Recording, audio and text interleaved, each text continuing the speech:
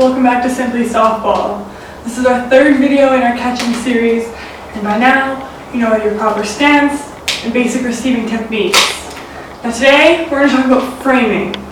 Not like a picture frame, but instead this is how we're going to look at our glove movement going around your strike zone.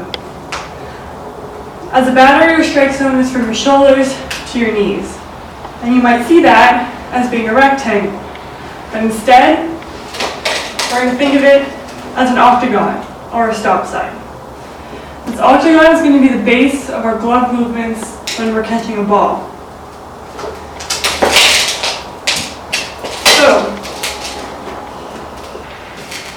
So if we look at our stop sign here, if we have a ball coming at the top, our glove is on top, and our fingers, just our fingertips. I don't want to see your hand like this, because how's the ball going to get to your glove? Slight curve of your fingertips to catch that ball on top.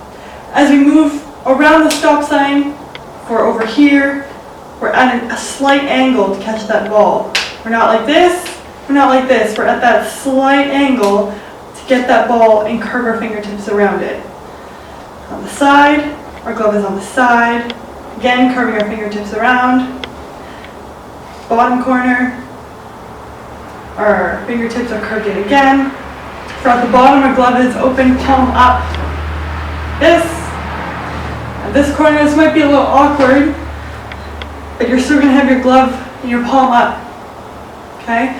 When we come around to this side, we're going to come around, you're going to cross your glove over, because going like this is uncomfortable. When we cross your glove over, our fingertips are still curving in, and we're able to get the ball there.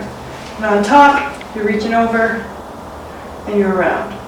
Okay, so instead of thinking of the strike zone as a rectangle, as being like a box, we want to get that octagon idea going, so we're curving each of the corners of our rectangle to be like an octagon.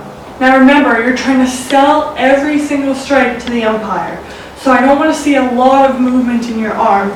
Again, back to our receiving, no jabbing, you're absorbing the ball, but when we're talking about that octagon, slight movement. We're doing a slight curve of our fingertips over, slight curve, little movements, so we can sell the strike to the umpire. Now, when you're in your ready position, okay, you're in rest, and then you're in ready, just that glove or that arm is moving if we can stay within reason. If we have to step to either side, we're still keeping that idea of an octagon in our minds. If we step to the side, we're still curving over and holding still. And if we're over here, same idea. When you're catching, when that ball hits your glove, you might have that idea to right away go and take the ball and throw it, but instead, as long as there's no one on base, when you catch and you frame, hold for a few seconds, and then get the ball back ready to throw.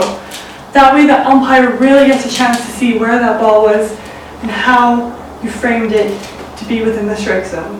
Okay, so to recap, we've got our stop sign as our strike zone instead of a rectangle. This helps our glove movement as we're moving around the strike zone. Okay, now we always want minimal movement. We don't want to be moving around a lot, as it makes it harder for the umpire to judge where that ball was and if it was a ball or a strike.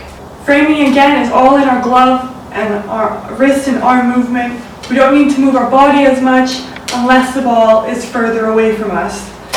Again, when you're framing, we're still using that nose to knuckles that we talked about in the last video, where wherever your glove is, that nose and your eyes are following it as you're catching to ensure that you've got that ball in your glove. Thanks for watching. Be sure to like, subscribe, and if you have any comments, you can leave them down below. See you next time.